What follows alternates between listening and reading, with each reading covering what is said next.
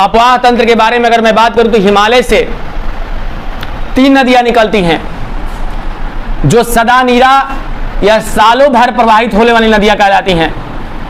और वो 3 नदियों का विस्तार कुछ इस तरह से है कि पहले सबसे ऊपर में सिंधु नदी, फिर उसके बाद गंगा नदी और फिर उसके नीचे ब्रह्मपुत्र नदी।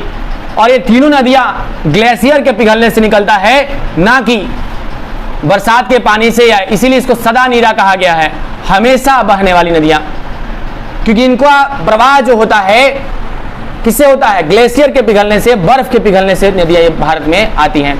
सिंधु नदी को आप जानते हैं, तो सिंधु नदी की 5 सहायक नदियां हैं, सिंधु, झेलम, चेनाब, रावी, ब्यास और सतलज। और गंगा पे आए तो गंगा का भी बहुत सारा प्रमुख नदी है। तो सिंधु नदी निकलता है तिब्बत से, चाइना से, तिब्बत से निकलता है और 3 देशों से होकर पाकिस्तान में पहुंचता है, जैसे कि पहले चाइना, फिर उसके बाद भारत और फिर उसके बाद पाकिस्तान। अगर गंगा नदी को आप देखेंगे तो भारत में गंगा नदी का विस्तार 2525 किलोमीटर है, जो कि संपूर्ण रूप से, कंप्लीट रूप से भारत में इसका ओरिजिन होता है और भारत में ही विलुप्त हो जाता है। बंगाल की खाड़ी में जाके सुंदरबन डेल्टा का निर्माण करता है और विश्व का सबसे बड़ा डेल्टा सुंदरबन का डेल्टा है।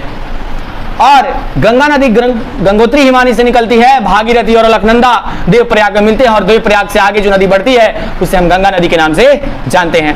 गंगा नदी के बनने से पहले 5 संगम होता है, देवप्रयाग, रुद्रप्रयाग, कर्णप्रयाग, विष्णुप्रयाग। ये सब प्रयाग का नाम दिया हुआ है।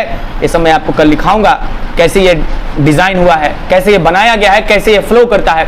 गंगा नदी के बारे में कुछ विशेषता जान लीजिए। भारत का राष्ट्रीय नदी गंगा नदी है। 2008 में इसे गंगा नदी को राष्ट्रीय नदी के रूप में घोषित किया गया है। क्यों घोषित किया गया है? क्योंकि ये सदा नीरा है और लगभग 12 जिलों से होकर पूरे भारत में बहती है। और राज्य की बात करें तो 4 राज्य इसके चपेट में आते हैं, 4 राज्यों को सिंचित करती है। पहला राज्य उत्तराखंड है, दूसरा राज्य उत्तर प्रदेश, तीसरा बिहार और चौथा पश्चिम बंगाल। और कुछ इसका पार्ट बांग्लादेश में भी जाके गिर जाता है। वैसे ही ब्रह्मपुत्रा पे अगर हम आएंगे तो ब्रह्मपुत्रा नदी तिब्बत से, चाइना से निकल के और भारत के अरुणाचल प्रदेश में जब जाएगी तो सांगपो कहते हैं और सांगपो से होते हुए बंगाल की खाड़ी में गिरती है और यह भी सुंदरबन डेल्टा का निर्माण करती है। ये 2 नदियां मिलकर सुंदरबन डेल्टा का निर्माण करती है। सुंदरबन डेल्टा विश्व का एकमात्र डेल्टा है, सबसे बड़ा। और इसे सुंदरबन क्यों कहा जाता है? क्योंकि यहाँ पे सुंदरी नामक वृक्ष पाया जाता है, इसलिए सुंदरबन डेल्टा कहा जाता है। और सुंदरी वृक्ष का खासियत क्या है बच्चों?